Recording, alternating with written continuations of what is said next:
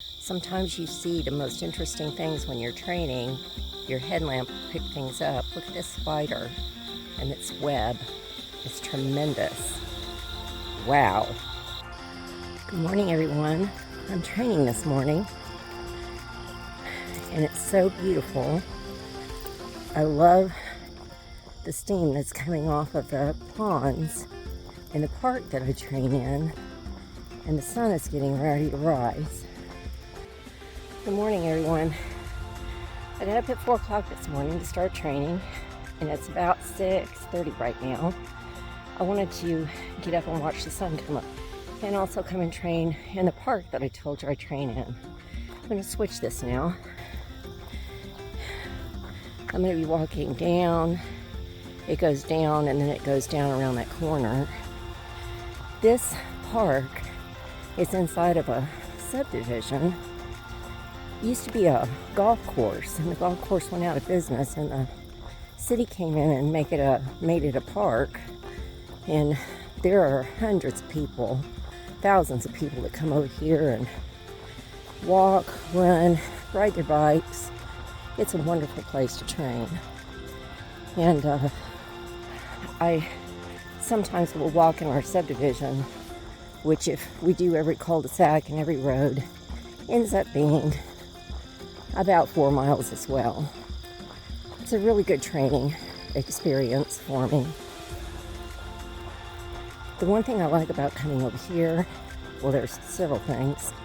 First of all, it's peaceful. And second of all, when I come at 4 o'clock in the morning, there is a family of barred owls that lives here. And those owls are so awesome.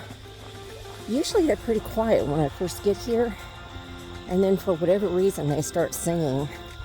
And for those of you that don't know about barred owls, they can be very, very loud, and it's beautiful. It's like a symphony of music. I'm going to turn around here for a second so you can see.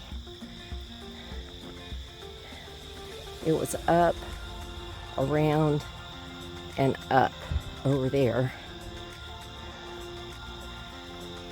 One of the other reasons I like coming over here is because, like most golf courses, they have little ponds in them. And when the sun is coming up, you can see the steam coming off the ponds, which I just think is so incredibly beautiful. And then the other thing is, I can actually watch the sunrise. If you look over above the tree line there, you can see it starting to come up. So pretty. And if you look up, I don't know if you can see it, up at the top screen where that bird just flew, that's the moon. Gosh, it's just awesome. So that's where I just came from. It kind of goes down and around the bend there. This is my first video. You may be wondering, why hasn't she ever posted a video outside? It's because I'm just learning how to use a camera, walk, and talk at the same time. Kind of sounds like walking, talking, and chewing gum at the same time. Anyway, this is no backpack day. I decided that I wouldn't take a backpack with me so I could concentrate more on what I was doing instead of, my stride and my speed and trying to get through the way I typically do. So this is a 12-mile day for me today. I'm a little misty, which means I'm sweaty. And my cheeks are a little red, which means I'm very pale and ruddy complected. It's a curse. I don't know what to tell you. I can't do anything about it. Walking in the park doesn't sound like it's training, but I promise you, for me it is. And this is why. This park is 4 miles, and it's got a 420-foot elevation in it, which doesn't sound like much, except I do this park 3-4 times. So I'm getting 1,200 to 1,600 feet of elevation in one training session. Look here.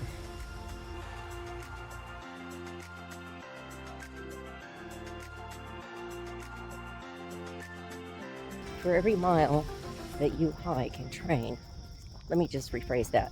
For every mile that you train in a park, on a treadmill, walking in your subdivision, it makes a difference.